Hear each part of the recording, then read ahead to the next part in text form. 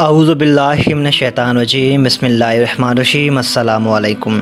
غزوہ بدر 17 رمضان 2 ہجری بمطابق 13 مارچ 624 کو حضرت محمد مصطفیٰ صلی اللہ علیہ وآلہ وسلم کی قیادت میں اور مسلمانوں اور ابو جہل کی قیادت میں مکی کے قبیلے قریش اور دیگر عربوں کے درمیان میں مدینے میں جنوب مغرب میں بدر نامی مقام پر ہوا۔ قریش مکے نے مدینے کی اس اسلامی ریاست پر حملہ کرنے کا اس لیے بھی فیصلہ کیا کہ وہ شاہراہ جو مکے سے شام کی طرف جاتی تھی مسلمانوں کی زد میں تھی۔ اس شاہراہ کی تجارت سے اہل مکہ لاکھوں اشرفیاں سالانہ حاصل کرتے تھے۔ حضرت محمد مصطفیٰ صلی اللہ علیہ وآلہ وسلم اور ان کے ساتھیوں کو مدینے میں تبلیغ کرنے کی پوری آزادی تھی اور اسلام کے اثرات دور دراز علاقوں میں پہنچ رہے تھے، اور ان کی کوششوں سے بحرین کا ایک سردار عبد القیس مدینے کی طرف آ رہا تھا کہ قریش مکہ نے راستے میں اسے روک دیا۔ اس سے یہ بات واضح ہو گئی کہ جب تک خدا پرستی اور شرک میں ایک چیز ختم نہیں ہو جائے گی کشمکش ختم نہیں ہو سکتی۔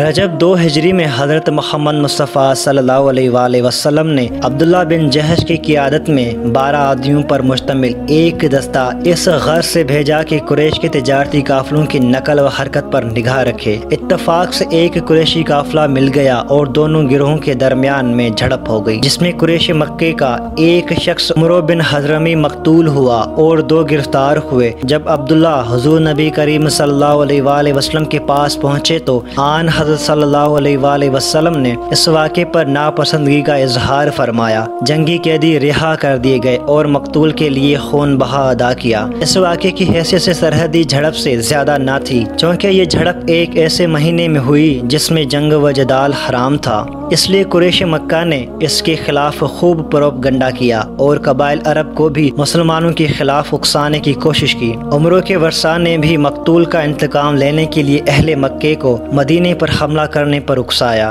مکے اور مدینہ کے درمیان میں کشیدگی بڑھتی جا رہی تھی۔ اس سلسلے میں یہ واقعہ قابل ذکر ہے کہ کرد بن جابر فہری نے مدینے کے باہر مسلمانوں کی ایک چراگاہ پر حملہ کر کے رسول اللہ صلی اللہ علیہ وآلہ وسلم کی مویشی لوٹ لیے۔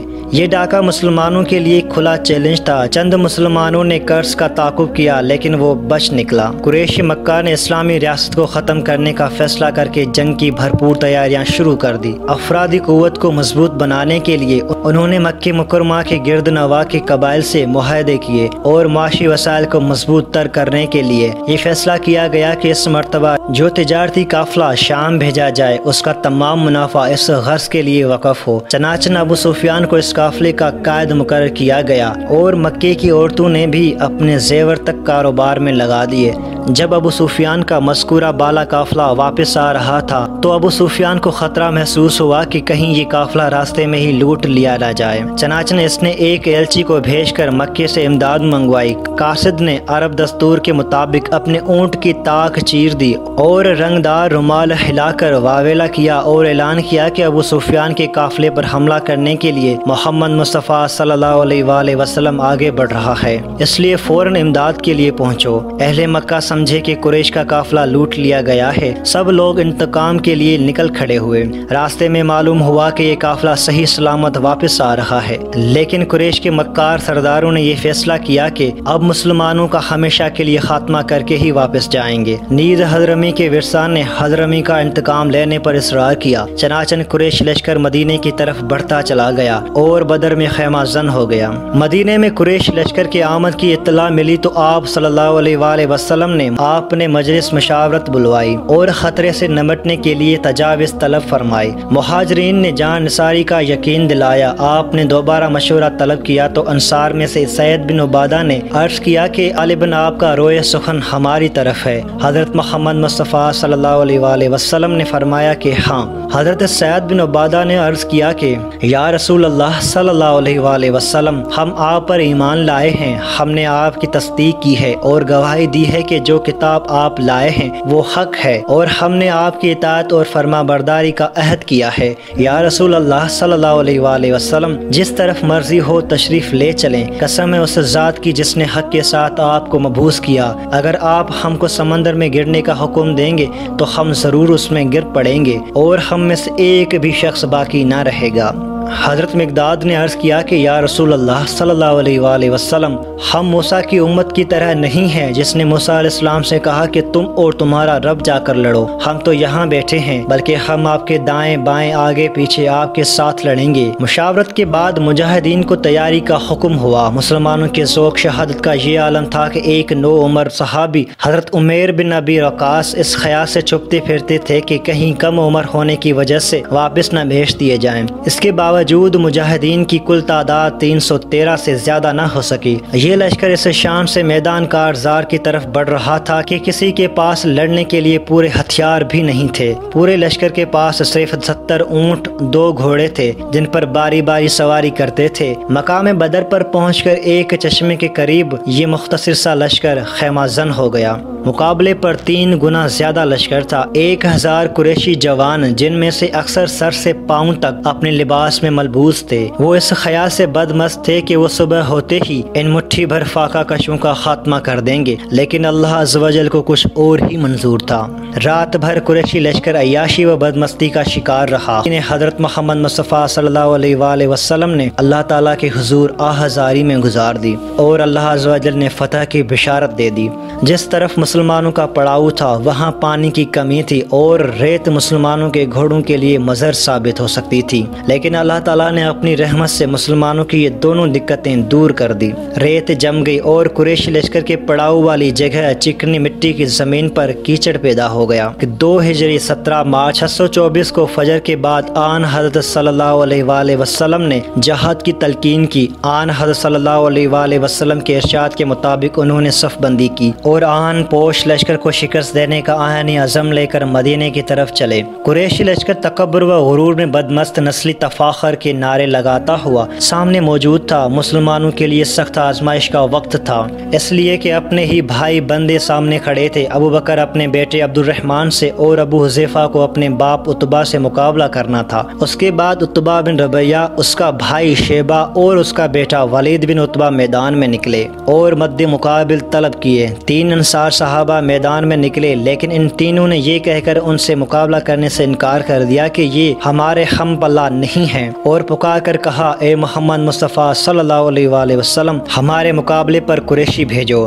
ہم عرب کے چرواہوں سے مقابلہ کرنے کے لیے نہیں آئے۔ چنانچہ آپ کے ارشاد پر حضرت حمزہ رضی اللہ تعالیٰ عنہما، حضرت علی کرم اللہ وجہ اور حضرت عبیدہ بن جراح مقابلے کے لیے نکلے۔ اس کے بعد مغرور قریشی سرداروں نے ان کے نام پوچھے اور کہا ہاں تم ہمارے ہم پلہ ہو۔ چند لمحوں میں حضرت حمزہ رضی اللہ تعالیٰ عنہما نے شیبہ کو جہنم واصل کیا اور حضرت علی کرم اللہ وجہ نے ولید کو قتل کر ڈالا اور لشکر سے اسلامی تکبیر بلند ہو گئی۔ اس دوران میں عتبہ اور حضرت عبیدہ بن جراح نے ایک دوسرے پر بھرپور وار کیا اور دونوں زخمی ہو کر گر پڑے۔ حضرت علی کرم اللہ وجہ نے اپنے مد مقابل سے فارغ ہو کر عتبہ کی طرف لپکے اور ایک ہی ضرب سے اس کا کام تمام کر کے حضرت عبیدہ کو لشکر میں اٹھا لائے۔ قریش نے اپنے نامور سرداروں کو یوں کرتے دیکھا تو ایک بار میں حملہ کر دیا تاکہ اکثریت کے بل بوتے پر لشکر اسلامی کو شکست دے سکیں۔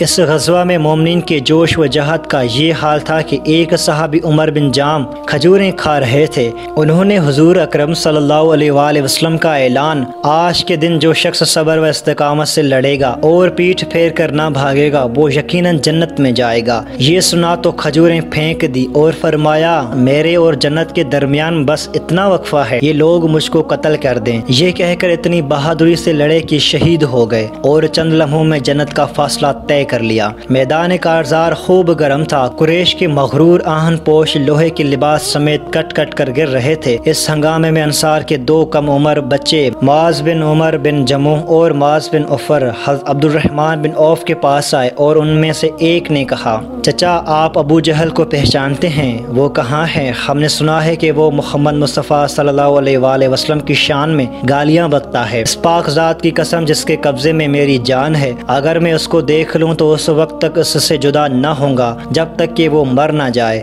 یا میں شہید نہ ہو جاؤں۔ اتفاق سے ابو جہل کا گزر سامنے سے ہوا۔ حضرت عبد الرحمن بن عوف نے اس کی طرف اشارہ کر دیا۔ یہ دونوں ننھے مجاہد اپنی تلواریں لے کر اس کی طرف بھاگے۔ وہ گھوڑے پر سوار تھا اور یہ دونوں پیدل جاتے ہی ان میں سے ایک ابو جہل کے گھوڑے پر اور دوسرے نے ابو ابو جہل کی ٹانگ پر حملہ کر دیا۔ گھوڑا اور ابو جہل دونوں گر پڑے۔ اکرمہ بن ابو جہل نے معاذ بن عمر کے کندھے پر وار کیا اور ان کا بازو لٹک گیا۔ باہمت نوجوان نے بازو کو راستے میں حائل ہوتے دیکھا تو پاؤں کے نیچے لے کر اسے الگ کر دیا اور ایک ہی ہاتھ سے اپنے شکار پر حملہ کر دیا۔ اتنے میں معاذ بن عفر کے بھائی موز وہاں پہنچے اور انہوں نے ابو جہل کو ٹھنڈا کر دیا اور عبداللہ بن مسعود نے اس کا سر تن سے جدا کر دیا۔ اس میدان بدر میں ابو جہل کے علاوہ امیہ بن خلف، جس نے حضرت بلال رضی اللہ تعالیٰ عنہما پر بے پناہ ظلم ڈھائے تھے، اور ابو بختری جیسے اہم سردار قریش بھی مارے گئے، اور یہ مغرور لشکر میدان چھوڑ کر بھاگ کھڑا ہوا۔ اللہ تعالیٰ نے اسلام کو فتح دی اور دنیا نے دیکھ لیا کہ فتح و شکست میں مادی قوت سے زیادہ روحانی قوت کا دخل ہوتا ہے۔ مسلمانوں کے کل 14 آدمی شہید ہوئے، اس کے مقابلے میں قریش کے 70 آدمی مارے گئے، جن میں سے 36 حضرت علی کرم اللہ وجہ کے ہاتھوں سے جہنم واصل ہوئے اور 70 سے زیادہ گرفتار ہوئے۔ قریش مقتولین میں ان کے تقریباً تمام نامور سردار شامل تھے اور گرفتار ہونے والے بھی ان کے معززین میں شامل تھے۔ حضرت محمد مصطفیٰ صلی اللہ علیہ وآلہ وسلم کے چچا عباس بن عبد المطلب، عقیل بن ابی طالب، اسود بن عامر، سہیل بن عمرو اور عبداللہ بن زما وغیرہ شامل تھے۔ آن حضرت صلی اللہ علیہ وآلہ وسلم نے اسیران جنگ کا صحابہ میں تقسیم کر کے انہیں آرام سے رکھنے کا حکم دیا۔ صحابہ کرام نے اپنے قائد کے فرمان پر اس حد تک عمل کیا کہ خود کھجوریں کھا کر قیدیوں کو کھانا کھلایا۔ صحابہ کرام سے ان کے بارے میں مشورہ طلب کیا گیا تو حضرت عمر رضی اللہ تعالیٰ عنہما نے انہیں قتل کر کے دشمن کی قوت توڑنے کی تجویز پیش کی۔ اس کے بعد حضرت ابوبکر صدیق رضی اللہ تعالیٰ عنہما نے فدیہ لے کر چھوڑ دینے کا مشورہ دیا۔ آن حضرت صلی اللہ علیہ وآلہ وسلم نے حضرت ابوبکر صدیق رضی اللہ تعالیٰ عنہما سے اتفاق کرتے ہوئے اسیران جنگ کے فدیہ لے کر چھوڑ دیا۔ جو قیدی غربت کی وجہ سے فدیہ ادا نہیں کر سکتے تھے اور پڑھے لکھے تھے، انہیں 10 مسلمانوں کو پڑھنا لکھنا سکھانا تھا۔ یہ قیدی حسن سلوک سے اس حد تک متاثر ہوئے کہ ان میں سے بہت سے مشرف با اسلام ہوئے، جن میں عباس بن عبد المطلب اور عقیل بن ابی طالب شامل تھے۔ غزوہ بدر میں مسلمان قریش کے مقابلے میں 1/3 سے بھی کم تھے۔ قریش کے پاس اسلحہ بھی مسلمانوں سے زیادہ تھا۔ اس کے باوجود کامیابی نے مسلمانوں کے قدم چومے۔ اس کے چند اسباب ہم یہاں پر بیان کیے دیتے ہیں۔ غزوہ بدر میں مسلمانوں کا سب سے بڑا اور اصل سبب نصرت الہی تھا۔ اللہ تبارک تعالیٰ سے حضور نبی کریم صلی اللہ علیہ وآلہ وسلم نے دعا فرمائی تھی، اے اللہ، یہ قریش ہیں، اپنے سامان غرور کے ساتھ آئے ہیں تاکہ تیرے رسول کو جھوٹا ثابت کریں۔ اے اللہ، اب تیری وہ مدد آ جائے جس کا تو نے مجھ سے وعدہ فرمایا۔ اے اللہ، اگر آج یہ مٹھی بھر جماعت ہلاک ہو گئی تو پھر روئے زمین پر تیری عبادت کہیں نہیں ہوگی۔ اس کے جواب میں اللہ تعالیٰ نے فتح کی بشارت دی اور 1000 فرشتوں سے امداد فرمائی۔ سورہ انفال میں غزوہ بدر کی تفصیل موجود ہے۔ شہادت کی موت اس کے نزدیک موت نہیں، ابدی زندگی ہے۔ اس عقیدے نے مسلمانوں کو بے جگری سے لڑنے پر آمادہ کیا اور موت جس سے ہر انسان خائف ہوتا ہے، مسلمان اسے خوشی سے قبول کرنے کے لیے تیار تھے۔ اسلامی لشکر اپنے سالار حضرت محمد مصطفیٰ صلی اللہ علیہ وآلہ وسلم پر جان چھڑکنے کے لیے تیار تھے۔ ہر شخص اپنے قائد کے ہر حکم کو بلا چون چراغ مانتا تھا۔ آن حضرت محمد مصطفیٰ صلی اللہ علیہ وآلہ وسلم کے ادنا سے اشارے پر حرکت میں آ جاتے تھے، لہٰذا ان کا تنظیمی ڈھانچہ اپنے حریفوں سے بہتر تھا۔ اس کے برعکس لشکر کفار کئی ایک سرداروں کی کمان میں تھا اور ان سرداروں میں اتحاد عمل پیدا ہونا بہت مشکل تھا۔ چنانچہ جب قریش نے مل کر حملہ کیا تو اسے مسلمانوں نے روک لیا، لیکن مسلمانوں کے منظم حملے کو قریش نہ روک سکے۔ عام لڑائی کے آغاز سے پہلے 3 نامور قریش سردار میدان میں آئے اور انہوں نے نہایت ہی تکبرانہ انداز میں مد مقابل طلب کیے، لیکن وہ تینوں مقتول ہوئے۔ عتبہ، ولید اور شیبہ قریش کے بہت ہی بہادر سردار سمجھے جاتے تھے۔ ان کے قتل سے قریش کے حوصلے پست ہو گئے۔ بعد میں ابو جہل کی ہلاکت نے رہی صحیح کسر پوری کر دی۔ ابو سفیان جب اپنے قافلے کو بچا کر نکل گیا تو اس نے پیغام بھیجا کہ جنگ کیے بغیر واپس لوٹ آؤ، لیکن ابو جہل نہ مانا۔ اس پر بنو زہرہ اور بنو عدی واپس لوٹ گئے، لیکن ابو جہل اور حضرمی کے خاندان کے اصرار پر مارکہ کارزار گرم ہو کر رہا۔ بعض قریشی پکار پکار کر کہہ رہے تھے کہ ہمیں محسوس ہوتا ہے کہ آسمان سے ہم پر بلائیں نازل ہو رہی ہیں۔ ان کے بعض افراد نے خواب دیکھے تھے جن میں ان کی تباہی کی خبر دی گئی تھی۔ ان تمام چیزوں کی حقیقت یہ تھی کہ جو لوگ اسلام کی حقانیت کو سمجھ سمجھتے تھے اور انہیں معلوم تھا کہ ہم خدا کا مقابلہ کرنے جا رہے ہیں۔ ان خوابوں کے عام چرچوں سے لشکر قریش میں اندر ہی اندر بدلی پھیلی ہوئی تھی۔ مسلمانوں کی کامیابی کی بعض دیگر وجوہات بھی تھی، مثلا نیز قریش کو لڑائی کے وقت سورج سامنے پڑتا تھا اور اس سے ان کی آنکھیں چندھیا رہی تھی۔ جنگ سے چند گھنٹے پہلے بارش ہوئی جس نے قریش کے پڑاؤ کے قریب کیچڑ پیدا کر دیا، جبکہ مسلمانوں کا پڑاؤ ریتیلی زمین پر تھا اور انہیں اس سے فائدہ پہنچا کہ ریت جم گئی۔ ایسی تمام چیزوں کو مسلمانوں نے اپنے لیے غیبی امداد سمجھا اور قریش مکہ نے اسے بڑے شگون لیے اور ان کے حوصلے پست ہوتے چلے گئے۔ جنگ بدر حق و باطل کے درمیان میں فیصلہ کن معرکہ تھا۔ اس کے اہمیت و اثرات کا اندازہ اس بات سے لگایا جا سکتا ہے، اللہ تعالیٰ نے مسلمانوں کے ساتھ وعدہ فرمایا تھا کہ تجارتی قافلہ اور قریشی لشکر میں ایک ضرور مفتوح ہو گیا۔ ابو جہل اور دیگر قریشی سرداروں نے مکے سے روانہ ہونے سے پہلے خانہ کعبہ کا پردہ پکڑ کر دعا کی تھی، خدایا دونوں گروہوں میں سے جو بہتر ہے اس کو فتح عطا کر اور جو باطل پر ہو اسے تباہ کر۔ چنانچہ غزوہ بدر میں اللہ تعالیٰ نے فیصلہ فرما دیا کہ کون حق پر ہے اور کون باطل پر۔ میدان بدر میں آنے والے قریشی لشکر کی حالت یہ تھی کہ وہ اکڑتا ہوا اور لوگوں کو نمائش کرتا ہوا بڑھ رہا تھا، لیکن جنگ نے غرور کا سر نیچا کر دیا۔ غزوہ بدر میں اسلام کی فتح نے اسلامی حکومت کو عرب کی ایک عظیم قوت بنا دیا۔ مدینے میں بنو اوس اور بنو خزرج قبائل کے بہت سے لوگوں نے ابھی تک اسلام قبول نہیں کیا تھا اور وہ ہوا کا رخ دیکھ رہے تھے۔ 313 کے ہاتھوں 1000 قریشی سردار کی شکست نے ان پر لات، منات، عزا اور حبل کی قوت کا کھوکھلا پن واضح کر دیا تھا۔ غزوہ بدر کے نتیجے کے طور پر بہت سے ایسے لوگوں نے بھی اسلام قبول کر لیا جو فی الحقیقت اسلام کے قائل نہ ہوئے تھے بلکہ دل سے اس کے دشمن تھے۔ رئیس المنافقین نے بھی جنگ بدر کے بعد مسلمان ہونے کا اعلان کر دیا۔ قریش مکہ کے بڑے بڑے سردار اس جنگ میں مارے گئے، صرف ابو سفیان بچا تھا جو اس جنگ میں شریک نہیں ہوا تھا، اس لیے قریش کی قیادت ابو سفیان کے ہاتھوں میں آ گئی۔ غزوہ بدر اسلام اور کفر کا پہلا اور اہم ترین تصادم ہے۔ اس سے دنیا پر واضح ہو گیا کہ نصرت الہی کی بدولت مومنین اپنے سے کئی گنا فوج کو شکست دے سکتے ہیں۔ اللہ تعالیٰ نے قرآن پاک میں 100 مومنوں کو 1000 کافروں پر فتح کی بشارت دی۔ غزوہ بدر میں شامل مسلمانوں نے جس قوت ایمانی کا مظاہرہ کیا اس کا اندازہ اس بات سے ہو سکتا ہے کہ باپ بیٹے کے خلاف اور بیٹا باپ کے خلاف تھا، بھانجا ماموں کے خلاف اور چچا بھتیجے کے خلاف میدان میں آیا تھا۔ حضرت عمر رضی اللہ تعالیٰ عنہما نے اپنے ماموں کو اپنے ہاتھوں سے قتل کیا۔ حضرت ابوبکر صدیق رضی اللہ تعالیٰ عنہما کے بیٹے عبد الرحمن نے جو قریش کی طرف سے جنگ میں شریک ہوئے تھے، اسلام لانے کے بعد ایک دفعہ حضرت ابوبکر صدیق رضی اللہ تعالیٰ عنہما کو بتایا کہ جنگ میں ایک مرتبہ آپ میری زد میں آ گئے تھے لیکن میں نے آپ پر وار کرنا پسند نہ کیا۔ اس پر حضرت ابوبکر صدیق رضی اللہ تعالیٰ عنہما نے فرمایا، خدا کی قسم اگر تم میری زد میں آ جاتے تو کبھی لحاظ نہ کرتا۔ حضرت حذیفہ کا باپ عتبہ بن ربیعہ لشکر قریش کا سپہ سالار تھا اور سب سے پہلے قتل ہونے والوں میں سے شامل تھا۔ جنگ کے خاتمے پر خدا اور رسول صلی اللہ علیہ وآلہ وسلم کے حکم کے تحت مال غنیمت کی تقسیم ہوئی۔ مال غنیمت کی تقسیم اس ایمانداری کے ساتھ ہوئی کہ اس کی مثال آج تک نہیں ملتی۔ مسلمانوں کی تقوی اور اطاعت رسول اللہ صلی اللہ علیہ وآلہ وسلم کی وجہ سے ان کی برتری روز روشن کی طرح ثابت ہو گئی اور کفار کے حوصلے پست ہو گئے، جبکہ مسلمانوں کا اللہ پر توکل بہت بڑھ گیا۔